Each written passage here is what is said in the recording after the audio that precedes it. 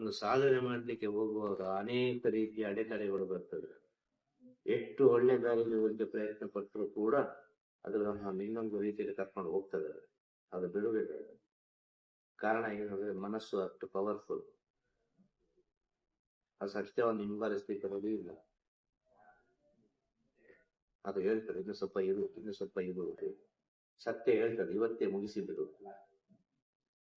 ಸತ್ಯ ಏನ್ ಹೇಳ್ತದೆ? ಇವತ್ತೇ ಮುಗಿಸಿಬಿಡು, ನಾಳೆಗೆ ಹೋಗ್ಬೇಕು. ಇದು ಸತ್ಯ. ಸುಳ್ಳು ಹೇಳ್ತದೆ ಇರು, ಏನೋ ಒಂದು ವೇಷ ಹಾಕಿಕೊಂಡು ಹೋಗುವ, ಏನೋ ಒಂದು ಮಾಡುವ. ಈ ವೇಷ ಒಂದು ದಿನ ಕಳಚಿ ಬಿಡ್ತದೆ. ಆ ಒಂದು ದಿನ ಕಳಚಿ ಬೀಳುವಾಗ ಆ ಸತ್ಯ ಎಂಬುದು ಏನು ಅಂತೇಳಿ ಕಣ್ಣಿಗೆ ಕಾಣುತ್ತದೆ. ಸತ್ಯ ಎಂಬುದು ಕಣ್ಣಿಗೆ ಕಾಣದೆ ಯಾವಾಗ ಸುಳ್ಳು ಎಂಬುದು ಪರಿಪೂರ್ಣವಾಗಿ ಕಳಚಿ ಬಿಡಬೇಕು. ಈ ಸುಳ್ಳು ಎಂಬುದು ಪರಿಪೂರ್ಣವಾಗಿ ಕಳಚಿ ಬಿಡಲಿಕ್ಕೆ ಸಾಧ್ಯವೇ ಇಲ್ಲ. ಒಂದು ಮನುಷ್ಯನನ್ನು ಒಳ್ಳೆಯವ ಅಂತ ಹೇಳುದು ಇಲ್ಲಿಯವರೆಗೆ ಸಾಧ್ಯನೇ ಇಲ್ಲ. ಸಾಯುವ ಕ್ಷಣದವರೆಗೆ ಒಂದು ಮನುಷ್ಯನನ್ನು ಒಳ್ಳೆಯವ ಅಂತ ತೀರ್ಮಾನ ಮಾಡ್ಲಿಕ್ಕೆ ಸಾಧ್ಯ ಅಲ್ಲ ಅಂತ ಹೇಳುದು. ಸಾಯುವ ಮುಂಚೆ ತಪ್ಪು ಮಾಡ್ಬೇಕು ಪಟ್ಟ. ಅಲ್ವಾ? ಆಗ ಈ ಸಾಧನೆ ಮಾಡೋದಕ್ಕಿಂತಲೂ ಉತ್ತಮವಾದ ವಿಚಾರ ಏನು ಅಂತ ಹೇಳಿದ್ರೆ ಒಂದು ಗುರುವಿನ ಸೇವೆ. ಆ ಗುರುವಿನ ಸೇವೆಯಲ್ಲಿ ಸಿಗುವಂತ ಸಾಧನೆ, ಅದರಲ್ಲಿ ಸಿಗುವಂತ ಆನಂದ, ಅದರಲ್ಲಿ ಸಿಗುವಷ್ಟು ಜ್ಞಾನ ಬೇರೆ ಯಾವುದಲ್ಲೂ ಸಿಗ್ಲಿಕ್ಕೆ ಸಾಧ್ಯ ಇಲ್ಲ. ಬೇರೆ ಯಾವುದಲ್ಲೂ ಸಿಗ್ಲಿಕ್ಕೆ ಸಾಧ್ಯ ಇಲ್ಲ. ಅಷ್ಟು ಶುದ್ಧವಾದ ಸ್ಥಿತಿ. ಕಾರಣ ಏನು ಅಂತ ಹೇಳಿದ್ರೆ, ಒಂದು ಗುರು ಆದವರು ಮೊದಲು ಕೆಟ್ಟದರ ಅನುಭವವನ್ನು ಹೇಳ್ತಾರೆ. ಅದನ್ನು ಮೊದಲು ಅನುಭವಿಸಬಾರದು. ನಿನ್ನ ಆಸೆಯನ್ನು ಮುಗಿಲ್ಲ. ಆಸೆ ಇಟ್ಟುಕೊಳ್ಳದಲ್ಲಿ ಏನೋ ಮಾಡ್ಲಿಕ್ಕೆ ಸಾಧ್ಯ. ಆಸೆ ಮುಗಿಲಿಕ್ಕೂ ಇಲ್ಲ, ಆಸೆಯನ್ನು ಮುಗಿಸ್ಲಿಕ್ಕೆ ಆಗುದೂ ಇಲ್ಲ. ಆಸೆ ಬರ್ತಾನೆ ಇರ್ತದೆ. ಆಸೆಯನ್ನು ಪರಿವರ್ತನೆಗೊಳಿಸಿ ಏನೆಲ್ಲ ಆಸೆಗಳನ್ನು ಉಂಟು ಅದೆಲ್ಲ ಮುಗಿಸಿಕೊಂಡು. ಒಂದು ಹೆಣ್ಣಿನ ಆಸೆ ಉಂಟಾ, ಅದನ್ನು ಮುಗಿಸಿದೆ. ಒಂದು ಮಣ್ಣಿನ ಆಸೆ ಉಂಟು, ಅದನ್ನು ಮುಗಿಸಿದೆ. ಒಂದು ಹೊನ್ನಿನ ಆಸೆ ಉಂಟು, ಅದನ್ನು ಮುಗಿಸಿದೆ. ಭಗವಂತ ತಪ್ಪು ಅಂತ ಹೇಳಿಲ್ಲ. ಹೆಣ್ಣು ಹೊನ್ನು ಮಣ್ಣನ್ನು ಭಗವಂತ ತಪ್ಪು ಅಂತ ಹೇಳಿಲ್ಲ. ನೀನು ಯಾವ ರೀತಿ ಉಪಯೋಗಿಸಿ ಅದರ ಮೇಲೆ ಅದೆಲ್ಲ ಆಗಿದೆ. ಅದು ಪವಿತ್ರ ಭಾವನೆಯನ್ನು ಉಪಯೋಗಿಸಿದ್ರೆ ಅದು ಪವಿತ್ರವೇ. ಆ ಹೆಣ್ಣು ಸಾಕ್ಷಾತ್ ತಾಯಿಯೇ ಆಗ್ಬೋದು, ಜಗನ್ಮಾತೆಯೇ ಆಗ್ಬೋದು.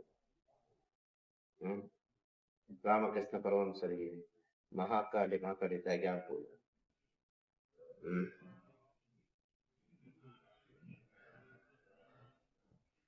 ಸತ್ಯವಾಗಿದ್ರೆ, ಪವಿತ್ರವಾದ ಒಂದು ಮನಸ್ಥಿತಿ ಇದ್ದರೆ ಆ ಹೊನ್ನು ಕೂಡ ಭಗವಂತನ ಶಿರದಲ್ಲಿ ಹೊಡಿತಾ ಇರಬಹುದು. ಎಲ್ಲೆಲ್ಲಿ ಇರ್ಲಿಕ್ಕಿಲ್ಲ, ಭಗವಂತನ ಶಿರದಲ್ಲಿರ್ಬೋದು. ಅದು ಯಾವಾಗಲೂ ಆ ಹೊನ್ನನ್ನು ನೋಡುವಂತ ಸ್ಥಿತಿ ಬರಬಹುದು. ಹೊನ್ನು ಅಂದ್ರೆ ಆತ್ಮಕಾರಕ. ಆತ್ಮ ಚಿನ್ನ ಯಾಕೆ ಧರಿಸುದು? ಚಿನ್ನ ಧರಿಸ್ಲಿಕ್ಕೆ ಒಂದು ವಿಜ್ಞಾನ. ಸುಮ್ಮನೆ ಚಿನ್ನ ಧರಿಸುವುದಿಲ್ಲ, ಸುಮ್ಮನೆ ಬೆಳ್ಳಿ ಧರಿಸುವುದಿಲ್ಲ. ಎಲ್ಲದಕ್ಕೂ ಅರ್ಥ ಉಂಟು. ನಮ್ಮ ದೇಹದ ಒಳಗೆ ವಿಚಾರವಾಗಿ ಹಾಗೆ ಚಿನ್ನ ಎಂಬುದು ಆತ್ಮಕ್ಕೆ ಸಂಬಂಧಪಟ್ಟ ವಿಚಾರ. ಆತ್ಮ ಹಾಗೆ ಹೊಳಿತದ್ದು ಪ್ರಕಾಶವಾಗಿ. ಹೇಳತ್ತ ಇಲ್ಲ. ಇನ್ನು ಮಣ್ಣನ್ನು ಪವಿತ್ರ ಭಾವನೆಯಲ್ಲಿ ನೋಡಿದ್ರಿ. ಮಣ್ಣಿನಲ್ಲಿ ಒಂದೊಂದು ಹೆಜ್ಜೆ ಇಡುವಾಗ ಕೂಡ ನಾನು ಯಾವಾಗ ಇದರ ಒಳಗೆ ಹೋಗ್ತೇನೆ, ನಾಳೆ ನಾನು ಇದರ ಒಳಗೆ ಹೋಗುವುದಂತ ಸತ್ಯವಿದೆ ಎಂಬ ಸತ್ಯವನ್ನು ಅರ್ಥ ಮಾಡಿ ಮಣ್ಣಿನ ಮೇಲೆ ಒಂದೊಂದು ಹೆಜ್ಜೆಯನ್ನು ಇಡ್ತಾ ಹೋಗುವಾಗ ಆ ಮಣ್ಣೇ ಅವನನ್ನು ಚಿಗುರು. ಆ ಮಣ್ಣಿನ ಒಳಗೆ ಹೋದ್ರೂ ಕೂಡ ಆ ಮಣ್ಣು ಅವನನ್ನು ಸೂರ್ಯ ಚಂದ್ರ ಇರುವಲ್ಲಿವರೆಗೆ ಸ್ವಾಗತ ಮಾಡ್ತಾನೆ ಇರ್ತದೆ. ಇಷ್ಟು ಪವಿತ್ರವಾದ ಆತ್ಮ, ಈ ಪವಿತ್ರವಾದ ಆತ್ಮ ಈ ಭೂಮಿಯಲ್ಲಿ ಓಡಾಡಿದೆ, ನಡೆದಾಡಿದೆ. ಈ ಪವಿತ್ರವಾದ ಆತ್ಮ ಪವಿತ್ರವಾಗಿಯೇ ಇರಬೇಕು, ಅಜರಾಮರವಾಗಿರ್ಬೇಕು ಅಂತೇಳಿ ಮಣ್ಣೆ ಆಶೀರ್ವಾದ ಮಾಡ್ತಾರೆ. ನೀವು ಅದನ್ನು ಪೂಜ್ಯನೀಯ ಭಾವನೆಯಿಂದ ಗೌರವಿಸಿದರೆ ಆದ ಕಾರಣ ಹೇಳಿದೆ, ಜ್ಞಾನಕ್ಕೆ ಹೆಣ್ಣು ಹೊನ್ನು ಮಣ್ಣು ಇದು ಶತ್ರುಗಳಲ್ಲ, ಇದು ಭಗವಂತನ ಸೃಷ್ಟಿ. ಇದು ನಾವು ಶತ್ರುಗಳಾಗಿ ಮಾಡಿದ್ದೇವೆ. ಇದು ನಮಗೆ ಮಿತ್ರರಾಗ್ತದೆ. ಹೇಗೆ? ನೀವು ಪೂಜ್ಯನೀಯ ಭಾವನೆಯಿಂದ ಅದನ್ನು ಗೌರವಿಸಿದ್ರು, ಶುದ್ಧವಾದ ಮನಸ್ಸಿನಿಂದ ಅದನ್ನು ಗೌರವಿಸಿದ್ರೆ, ಶುದ್ಧವಾದ ಮನಸ್ಸಿನಿಂದ ಒಂದೊಂದು ಹೆಜ್ಜೆ ನಿಡ್ತಾ ಹೋದರೆ, ಸತ್ಯವನ್ನು ತಿಳಿದು ಜೀವನ ಮಾಡುವಾಗ ಇದೆಲ್ಲವೂ ವರವಾಗಿ ನಮಗೆ ಭಗವಂತ ಕೊಡ್ತಾನೆ. ವರವೇ ಅದು. ಒಂದು ಹೆಣ್ಣು ಒಂದು ಮಣ್ಣಿನ ವರ ಸಿಕ್ಕಿತು ಅಂತ ಹೇಳಿದ್ರೆ ಮತ್ತೆ ಬೇರೆ ಏನು ಬೇಡ ಈ ಪ್ರಪಂಚದಲ್ಲಿ.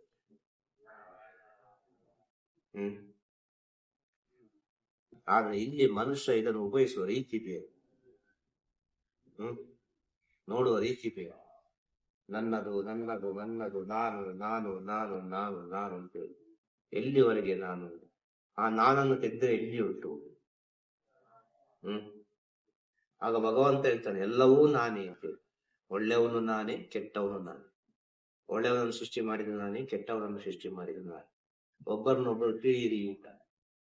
ಕೆಟ್ಟವನಾದವನು ಒಳ್ಳೆಯವನನ್ನು ನೋಡಿ ತಿಳ್ಕೊಳ್ಳಿ, ಒಳ್ಳೆಯವನಾದವನು ಕೆಟ್ಟವನು ನೋಡಿ ತಿಳ್ಕೊಳ್ಳಿ, ಏನಾಗ್ತದೆ ಅಂತ ಹೇಳಿ. ಈ ಜೀವನ ಎಂಬುದು ಕನಸು ಇದ್ದಾರೆ. ನೀವು ಕನಸಿನಲ್ಲಿ ದೊಡ್ಡ ಒಂದು ಕೋಟ್ಯಾಧಿಪತಿಗಳಾಗಿರ್ತೀರಿ, ದೊಡ್ಡ ಒಂದು ಎತ್ತರ ಸ್ಥಾನದಲ್ಲಿ ಇರ್ತೀರಿ ಕನಸಿನಲ್ಲಿ. ಅದೆಷ್ಟೋ ಜನರಿಗೆ ದಾನ ಧರ್ಮ ಎಲ್ಲ ಮಾಡ್ತಾ ಇರ್ತೀರಿ. ಒಂದು ದಿನ ದಿಢೀರಂತೆ ನೀವು ಭಿಕ್ಷಾಧಿಪತಿ ಆಗ್ತೀರಿ. ಭಿಕ್ಷಾಧಿಪತಿಯಾಗಿ ನೀವು ಬರಬಾರದ ಕಷ್ಟವನ್ನೆಲ್ಲ ಅನುಭವಿಸ್ತಾ ಇದ್ದೀರಿ. ಬರಬಾರದ ಕಷ್ಟ ಎಲ್ಲ ಅನುಭವಿಸಿ ಅಯ್ಯೋ ಇನ್ನು ಸಾಯುದು ಅಂತ ಹೇಳುವ ಪಟ್ಟ ಎಚ್ಚರಿಕೆ ಆಗ್ತದೆ. ಇದು ಕನಸು. ಎಚ್ಚರಿಕೆ ಆದ ನಂತರ ಆಗ್ತದೆ, ಇಲ್ಲ ಅಲ್ಲ ಇದು ಕನಸಲ್ಲ ಅಂತೇಳಿ. ಇದು ನನಸಲ್ಲ, ಇದು ಕನಸು ಅಂತೇಳಿ ಆಗ್ತದೆ ಅಲ್ವಾ? ಇದು ಕನಸು ಅಂತೇಳಿ.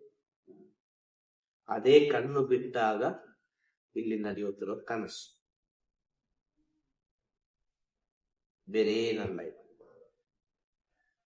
ಒಂದು ಕನಸು ಕಣ್ಣು ಮುಚ್ಚಿದಾಗ, ಇನ್ನೊಂದು ಕನಸು ಕಣ್ಣು ಬಿಟ್ಟಾಗ. ಇಲ್ಲಿ ಕಣ್ಣು ಬಿಟ್ಟಾಗ ಆಗೋ ಕನಸಿನ ಆಟ ಈ ಜೀವನ ಅಂತ ಹೇಳಿದ್ರೆ. ಈ ಜೀವನ ಅಂತ ಹೇಳಿದ್ರೆ ಕಣ್ಣು ಮುಚ್ಚಿ ಕಣ್ಣು ಬಿಟ್ಟಾಗ ನಡೆಯುವ ಕನಸಿನಲ್ಲಿ ಆಗುವ ಆಟ, ಕನಸಿನ ಆಟ ಇದು ಈ ಜೀವನ ಅಂತ ಹೇಳಿದ್ರೆ. ಈ ಸತ್ಯವನ್ನು ತಿಳಿಬೇಕು. ಈ ಸತ್ಯವನ್ನು ತಿಳಿದವ ಈ ಪ್ರಪಂಚಕ್ಕೆ ಬೇಕಾದ ವ್ಯಕ್ತಿ ಅಂತ. ಬೇರೆ ಏನು ಮಾಡ್ಬೇಕಾದ ಅವಶ್ಯಕತೆ ಇಲ್ಲ ಅಂತ ಹೇಳ್ಬೇಕು. ಬೇರೆ ಏನು ಮಾಡ್ಬೇಕಾದ ಅವಶ್ಯಕತೆ ಇಲ್ಲ. ಇಲ್ಲಿ ನೀನು ಒಬ್ಬನೇ ಬಂದದ್ದು ಒಬ್ಬನೇ ಹೋಗುದು. ನೀನಿಲ್ಲಿ ಏನು ಮಾಡಬೇಕು ಅಂತ ಹೇಳುವ ವಿಷಯ. ಇಲ್ಲಿ ನೀನ್ ಏನು ಮಾಡಬೇಕು? ನಿನ್ನ ಸುತ್ತಮುತ್ತಲು ಸಾವಿರ ಜನ ಇರ್ಬೋದು. ಸೊ ನೀನು ಹೇಗೆ ಇದ್ದಿ ಇರ್ತಿರೋದು ಅರ್ಥ ಆಯ್ತಾ? ನೀವು ಯಾವ ರೀತಿ ಇದ್ದೀರಿ ಇರ್ತಿರೋದು. ಸುತ್ತಮುತ್ತಲು ಸಾವಿರ ರೀತಿಯ ವ್ಯಕ್ತಿಗಳಿರ್ಬೋದು. ಒಂದು ಗುರುವನ್ನು ದಾಟಿ ಹೋಗ್ಬೇಕು ಅಂತ ಸ್ವರ್ಗದಲ್ಲಿ ಹೋಗ್ಲಿಕ್ಕೆ ಆಗುದಿಲ್ಲ. ಕಾಮ ಕ್ರೋಧ ಮದ ಲೋಭ ಮೋಹ ಆಶ್ಚರ್ಯ ಎಂಬ ಈ 6 ಪಿಲ್ಲರ್ಗಳಲ್ಲಿ ಇರ್ತದೆ. ಈ 6 ಪಿಲ್ಲರ್ಗಳು ದಾಟ್ಲಿಕ್ಕೆ ಬಿಡುದಿಲ್ಲ. ಆ ಗುರುವನ್ನು ಟಚ್ ಮಾಡ್ಲಿಕ್ಕೆ ಬಿಡುದಿಲ್ಲ. ಆಗ ಇದನ್ನೆಲ್ಲ ನೀನ್ ದಾಟಿ ಹೋಗಬೇಕು ಅಂತ ಹೇಳಿದ್ರೆ ನೀನ್ ಅಲ್ಲಿ ಸರೆಂಡರ್ ಆಗ್ಲೇಬೇಕು. ಅದಕ್ಕೆ ಸರೆಂಡರ್ ಆದ್ರೆ ಮಾತ್ರ ಅದು ನಿನ್ನ ಒಳಗೆ ಬಿಡ್ತದೆ. ನಾನ್ ನಿಂಗೆ ಸರೆಂಡರ್ ಆಗೋದಿಲ್ಲ, ನಾನು ನಾನು ಅಂತ ಹೇಳಿದ್ರೆ ಅದು ಎಷ್ಟೋ ಎತ್ತರಕ್ಕೆ ಬೆಳೀತದೆ. ಆದ ಕಾರಣ ಆಸೆಯನ್ನು ಇಲ್ಲಿ ಬಿಟ್ಟು ಬದುಕಲಿಕ್ಕೆ ಆಗುದಿಲ್ಲ. ಆಸೆಯ ಜೊತೆ ಆಸೆಯನ್ನು ಪರಿವರ್ತನೆಗೊಳಿಸಿ ಜೀವನವನ್ನು ಮಾಡ್ಲಿಕ್ಕೆ ಕಲಿಬೇಕು. ಹೇಳುದು ಅರ್ಥ ಆಯ್ತಾ? ಆಸೆಯನ್ನು ಬಿಟ್ಟು ಇಲ್ಲಿ ಜೀವನ ಮಾಡ್ಲಿಕ್ಕೆ ಬಹಳ ಕಷ್ಟ ಉಂಟು. ಆಸೆ ಇಲ್ಲಂದ್ರೆ ಶ್ವಾಸವಿರ್ಲಿಕ್ಕಿಲ್ಲ. ಯಾವುದೋ ಒಂದು ಆಸೆ ಇರ್ತದೆ. ಕೊನೆಗೆ ಒಂದು ಲೋಕ ಕಲ್ಯಾಣ ಆಗ್ಲಿ ಅಂತೇಳಿ ಆಸೆ ಇರ್ತದೆ. 10 ಜನರ ಉದ್ಧಾರ ಆಗ್ಲಿ ಅಂತ ಆಸೆ ಇರ್ತದೆ. ತನ್ನೊಳಗಾಗುವ ನೋವನ್ನು ಎಲ್ಲರೊಳಗೆ ಕಾಣ್ತಾನೆ. ನನಗೆ ಅಶ್ವಿ ಆಗುವ ಅವನಿಗೆ ಅಶ್ವಿ ಆಗ್ತದಲ್ಲ, ಏನ್ ಮಾಡುದು? ನನಗೆ ದಾಹ ಆಗುವ ಅವನಿಗೆ ದಾಹ ಆಗ್ತದಲ್ಲ, ಏನ್ ಮಾಡುದು? ಪ್ರತಿಯೊಬ್ಬರ ನೋವನ್ನು ತನ್ನ ನೋವಿನಾಗಿ ಸ್ವೀಕಾರ ಮಾಡ್ತಾನ. ಕೊನೆಗೆ ಆಸೆ ಬದುಕುವ ರೀತಿಯಾಗಿ ಬದುಕಬೇಕು. ಅವನ ಕರ್ಮ ಕಲಿಬೇಕು. ಪ್ರತಿಯೊಬ್ಬರು ಅರ್ಥ ಮಾಡಿಕೊಳ್ಬೇಕು. ಒಂದು ಗುರು ತನ್ನ ಜೀವನದಲ್ಲಿ ಬರ್ತಾರೆ ಅಂತ ಹೇಳಿದರು, ಅದೇನೋ ಒಂದು ಒಳ್ಳೆಯ ಸ್ಥಿತಿ ನಿಮ್ಮ ಜೀವನದಲ್ಲಿ ಬರ್ತಾ ಉಂಟು ಅಂತೇಳಿ ಅರ್ಥ. ಇದು ನೀವು ಯಾವ ರೀತಿ ಸ್ವೀಕಾರ ಮಾಡಿದ್ರೆ ಆ ರೀತಿ. ನಿಮ್ಮ ಅಂತರಾತ್ಮ ಯಾವತ್ತು ಸ್ವೀಕಾರ ಮಾಡಿತು ಅದೇ ರೀತಿ ಹೇಳತಕ್ಕ ಒಂದು ಗುರು ನಿಮ್ಮ ಜೀವನದಲ್ಲಿ ಬಂದ್ರೆ ಅದೊಂದು ಕ್ಷಣದಲ್ಲಿ ಬಂದು ಹೋದಾಗಿರ್ತದೆ.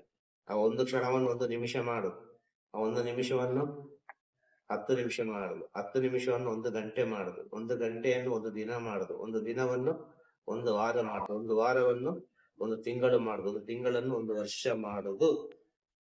ಅದು ಗುರುವಿನ ಕೈಯಲ್ಲಿಲ್ಲ. ಭಕ್ತ ಬಂದ್ರು ಸರಿ, ಶಿಷ್ಯ ಬಂದ್ರು ಸರಿ, ಮಾಡಿದ್ರು ಸರಿ, ಅವರಿಗೆ ಶಿಷ್ಯನಾದವನಿಗೆ ಬೇಕು, ಭಕ್ತನಾದವನಿಗೆ ಬೇಕು. ಆ ಜ್ಞಾನ ಪಡ್ಕೊಳ್ಬೇಕು ಅಂತ ಇದ್ರೆ ನಾನು ಹೇಗಿರ್ಬೇಕು ಅಂತ ಆ ಒಂದು ಕ್ಷಣದಲ್ಲಿ ಸಿಕ್ಕಿದ ವಿಚಾರವನ್ನು ಜೀವನ ಪೂರ್ತಿ ಒಬ್ಬ ತಗೊಂಡು ಹೋಗ್ತಾನೆ ಅಂತ ಹೇಳಿದ್ರೆ ಶ್ರೇಷ್ಠ ಸಾರ, ಪರಮಶ್ರೇಷ್ಠ ಶಿಷ್ಯ, ಪರಮಶ್ರೇಷ್ಠ ಭಕ್ತ ಅಂತ ಹೇಳಿ ಜೀವನದಲ್ಲಿ ಸಿಕ್ಕಿದ ಒಂದು ಕ್ಷಣದ ವಿಚಾರವನ್ನು ಜೀವನ ಪೂರ್ತಿ ತಗೊಂಡು ಹೋಗ್ತಾನೆ. ಗುರುವಿನಲ್ಲಿ ಸಿಕ್ಕಿದ ಒಂದು ಕ್ಷಣ, ಗುರು ಸೇವೆ ಮಾಡಿ, ಗುರು ದರ್ಶನ ಮಾಡಿ, ಆಶೀರ್ವಾದ ಪಡ್ಕೊಂಡು ಏನು ಪ್ರಯೋಜನ ಇಲ್ಲ. ಗುರು ಹೇಳಿದನ್ನು ಚಾಚು ತಪ್ಪದೆ ಜೀವನ ಪೂರ್ತಿ, ಜೀವನ ಪರ್ಯಂತ ಗುರುವೇ ನೀನಿಟ್ಟ ಹೆಜ್ಜೆಯಲ್ಲೇ ನಾನು ಹೆಜ್ಜೆ ಇಡ್ತೇನೆ ಅಂತ ಹೇಳಿದ್ರೆ ಅದು ಕೊನೆಗೆ ಆ ಗುರು ಶಿಷ್ಯ ಎಂಬುದು ಒಂದಾಗಿ ಬರ್ತದೆ. ಗುರು ಭಕ್ತ ಅಂತ ಒಂದಾಗ್ತದೆ. ಹೇಳೋದು ಅರ್ಥ ಆಯ್ತಲ್ವ? ಹಾಗೆ ಆಸೆಯನ್ನೆಲ್ಲ ಬಿಡ್ಲಿಕ್ಕೆ ಸಾಧ್ಯ ಇಲ್ಲ. ಆಸೆ ಜೊತೆ ಜೀವನ ಮಾಡ್ಬೇಕು. ಮಾಯೆ ಜೊತೆ ಮಾಯೆಯನ್ನು ಒಂದು ಮಿತ್ರನಾಗಿಗೊಳಿಸಿ ಆ ಮಾಯೆ ಜೊತೆಯೇ ಒಂದೊಂದು ಹಂತವನ್ನು ದಾಟಿಕೊಂಡು ಹೋಗುವ ಮನುಷ್ಯ. ಮಾಯನ್ನು ಬಿಡು, ದೂರ ನಿಲ್ಲು ಅಂತ ಹೇಳಿದ್ರೆ ಈ ಸಾಧನೆಯಿಂದ, ಈ ಕಣ್ಣು ಮುಚ್ಚಿ ಕೂತ್ಕೊಳ್ಳೋದ್ರಿಂದ, ಪ್ರಾಣಾಯಾಮ ಮಾಡೋದ್ರಿಂದ, ಯೋಗ ಮಾಡೋದ್ರಿಂದೆಲ್ಲ ಇದೆಲ್ಲ ದಾಟ್ಲಿಕ್ಕೆ ಸಾಧ್ಯ ಇಲ್ಲ. ಇದೆಲ್ಲ ದಾಟಬೇಕು ಅಂತ ಹೇಳಿದ್ರೆ ಒಂದು ಕಠಿಣ ಗುರು ಇರಬೇಕು ಜೀವನದಲ್ಲಿ. ಆ ಸತ್ಯವನ್ನು ತಿಳಿಬೇಕು ಅಂತ ಹೇಳಿದ್ರೆ ಆ ಕಠಿಣ ಗುರು ಇದ್ರೆ ಆ ಗುರುವಿನ ಸೇವೆಯನ್ನು ನಿಮ್ಮ ಅಂತರಾತ್ಮದಲ್ಲಿ ಆ ಭಗವಂತನಿಗೆ ಬೇಕಾಗಿ ನಾನು ಸೇವೆ ಮಾಡ್ತಾ ಇದ್ದೇನೆ, ನನ್ನ ಜನ್ಮದ ಕರ್ಮವನ್ನು ಕರಗಿಸ್ಲಿಕ್ಕೆ ಬೇಕಾಗಿ ಸೇವೆ ಮಾಡ್ತಾ ಇದ್ದೇನೆ, ಜನ್ಮದ ಯಾವುದೋ ತಪ್ಪನ್ನು ಕರಗಿಸ್ಲಿಕ್ಕೆ ಬೇಕಾಗಿ ಸೇವೆ ಮಾಡ್ತಾ ಇದ್ದೇನೆ, ಮನುಷ್ಯ ಜನ್ಮದ ಅರ್ಥವನ್ನು ತಿಳಿಲಿಕ್ಕೆ ಬೇಕಾಗಿ ಸೇವೆ ಮಾಡ್ತಾ ಇದ್ದೇನೆ. ಈ ಆತ್ಮ ಬಂದಿದೆ, ಈ ದೇಹದಿಂದ ಈ ಆತ್ಮ ಹೊರಗೆ ಹೋಗುವ ಮುಂಚೆ 10 ಜನರಿಗೆ ಒಳ್ಳೇದು ಮಾಡಿಯೇ ನಾನು ಹೋಗ್ತೇನೆ ಅಂತ ಹೇಳುವ ಒಂದು ಇಚ್ಛೆ ಇದ್ದವ ಮಾತ್ರ ಗುರು ಸೇವೆ ಮಾಡಲಿಕ್ಕೆ ಯೋಗ್ಯವಾದ. 1000 ಆಸೆಯೆಲ್ಲ ಇಟ್ಟುಕೊಂಡು, 1000 ವಿಚಾರಗಳು ಇಟ್ಟುಕೊಂಡು ಇಂಥವ ಗುರು ಸೇವೆ ಮಾಡಲಿಕ್ಕೆ ಯೋಗ್ಯವಾದವಲ್ಲ. ಖಂಡಿತ ಇಲ್ಲ, ಸಾಧ್ಯನೇ ಇಲ್ಲ. ಹೇಳ್ತಾ ಇದೆ ಗುರು ಸೇವೆ ಮಾಡಬೇಕು ಅಂತಂದ್ರೆ ಇಂಥ ಒಳಗೆ ಇಂಥ ಸದ್ಗುಣಗಳು, ಇಷ್ಟು ಸತ್ಯದ ವಿಚಾರಗಳು, ಇಷ್ಟು ಪ್ರೀತಿಯ ವಿಚಾರಗಳಿದ್ರೆ ಮಾತ್ರ ಗುರು ಸೇವೆ ಮಾಡ್ಲಿಕ್ಕೆ ಸಾಧ್ಯ. ಎಲ್ಲರಿಗೆ ಗುರು ಸೇವೆ ಮಾಡಿಕೊಂಡು ಇರ್ತಾನೆ ಬೆಳಲಿಕ್ಕೆ ಸಾಧ್ಯ. ಈಗೆಲ್ಲ ಪ್ಯಾಷನ್ ಆಯ್ತು, ಆ ಪ್ಯಾಷನ್ ಎಲ್ಲ ನಡೆಯುವುದಿಲ್ಲ ಅಂತ ಹೇಳಿ. ಈ ಪ್ಯಾಷನ್ ಹೋಗಿ ಹೋಗಿ ಹೋಗಿ ಒಂದು ದಿನ ಸತ್ಯಕ್ಕೆ ಹೋಗಿ ಮುಟ್ಟುತ್ತದೆ ಅಂತ ಹೇಳಿ 1000 ರೀತಿಯಲ್ಲಿ ಮಾತಾಡುವ ಆಧ್ಯಾತ್ಮಿಕ ಮಾತಾಡುವ 1000 ವಿಚಾರಗಳು ಇದೆಲ್ಲ ಈಗ ಒಂದು ರೀತಿಯಲ್ಲಿ ಹೋಗ್ತಾ ಹೋಗ್ತಾ ಹೋಗ್ತಾ ಒಂದು ದಿನ ಸತ್ಯವನ್ನು ಹುಡುಕ್ತಾರೆ ಎಲ್ಲ. ಈ ರಿಯಾಲಿಟಿ ಅಂದ್ರೆ ಏನು ಅಂತೇಳಿ ಕೊನೆಗೆ ಅದಕ್ಕೆ ಬೇಕಾಗಿ ಈಗ ನಡೆಯುವುದು ಒಂದು ಶೋ ಪ್ರಪಂಚದಲ್ಲಿ, ಈ ಆಧ್ಯಾತ್ಮಿಕ ಅನೇಕ ರೀತಿಯ ವಿಚಾರಗಳು ಅಲ್ಲ ಯಾವ್ಯಾವ ರೀತಿ ಉರಿತಾ ಉಂಟು ಪ್ರಪಂಚದಲ್ಲಿ. ನಮ್ಮ ದೇಶ ಇಷ್ಟೊಂದು ಶಾಂತಿಯಲ್ಲಿ ಇದೆ ಎಂಬ ಜ್ಞಾನ ಇದ್ರೆ ಪ್ರತಿಯೊಬ್ಬರು ದೇಶ ಭಕ್ತರಾಗ್ತಾರೆ. ಪ್ರತಿಯೊಬ್ಬರು ದೇಶದ ಬಗ್ಗೆ ಒಳ್ಳೆಯ ಆಲೋಚನೆ ಮಾಡಿ ಎಷ್ಟೊತ್ತುಂಟು ಅನಾಹುತಾಗಲಿ. ಇದನ್ನೆಲ್ಲ ಒಬ್ಬೊಬ್ಬ ಅರ್ಥ ಮಾಡಿಕೊಳ್ಬೇಕು ಅಂತ. ಆಗ ದೇಶವನ್ನು ಪ್ರೀತಿಸಬೇಕು. ಮೊದಲು ಈ ಮಣ್ಣಲ್ಲಿ ಓಡಾಡುವುದು, ಮಣ್ಣಲ್ಲಿ ಓಡೋರು ಯಾರೆಲ್ಲ ಓಡಾಡ್ತಾರೆ ಅವರೆಲ್ಲ ದೇಶವನ್ನು ಪ್ರೀತಿಸ್ಬೇಕು. ಮೊದಲು ದೇಶ ಸೇವೆ ಈಶ ಸೇವೆ, ಈಶ ಸೇವೆ ದೇಶ ಸೇವೆ. ನಾವು ಇಷ್ಟೆಲ್ಲ ಮಾತಾಡ್ಲಿಕ್ಕೆ, ಇಷ್ಟೆಲ್ಲ ಹೇಳಲಿಕ್ಕೆ, ಇಷ್ಟೆಲ್ಲ ಎತ್ತರಕ್ಕೆ ಬೆಳಲಿಕ್ಕೆ ಮಣ್ಣು ಒಂದು ಕಾರಣ. ಪಂಚಭೂತಗಳು ಅದರಲ್ಲಿ ಮುಖ್ಯ ಪಾತ್ರ ತಾಯಿ ಜಗನ್ಮಾತೆ. ಇದೆಲ್ಲ ಅರ್ಥ ಮಾಡಿದ್ದಾರೆ. ಇದೆಲ್ಲ ಅರ್ಥ ಆದ್ರೆ ನೀವು ಮಾಡುವ ಸೇವೆ, ನೀವು ಹೋಗುವ ದಾರಿ ಎಲ್ಲವೂ ಒಳ್ಳೆದೇ ಆಗ್ತದೆ. ವಿಷಯ ಇಡೋದು ಎಲ್ಲರಿಗೂ ಒಳ್ಳೆದಾಗಲಿ, ಎಲ್ಲರಿಗೂ ಶುಭವಾಗಲಿ, ಎಲ್ಲರಿಗೂ ಆ ಭಗವಂತನ ಆಶೀರ್ವಾದ, ನಿಮ್ಮ ಅಂತರಾತ್ಮದ ಗುರುದೇವರ ಆಶೀರ್ವಾದ ಯಾವತ್ತೂ ಇದ್ದು ನಿಮ್ಮನ್ನೊಂದು ಒಳ್ಳೆಯ ದಾರಿಯಲ್ಲಿ ಜ್ಞಾನ ಮಾರ್ಗದಲ್ಲಿ ಒಂದು ಸತ್ಯ ಸ್ಥಿತಿಯಲ್ಲಿ ನಿಮ್ಮ ಆತ್ಮ ಕರ್ಕೊಂಡು ಹೋಗ್ಲಿ ಅಂತ ತಿರುಚಿತ್ರಂಬಲಂ ತಿರುಚಿಟ್ರಂಬಲಂ ಗುರುವೇ ಶರಣಂ ಗುರುವೇ ಶರಣಂ. ನಮಃ ಶಿವಾಯ ನಮಃ ಶಿವಾಯ ನಮಃ ಶಿವಾಯ ನಮಃ ಶಿವಾಯ ನಮಃ ಶಿವಾಯ ನಮಃ ಶಿವಾಯ.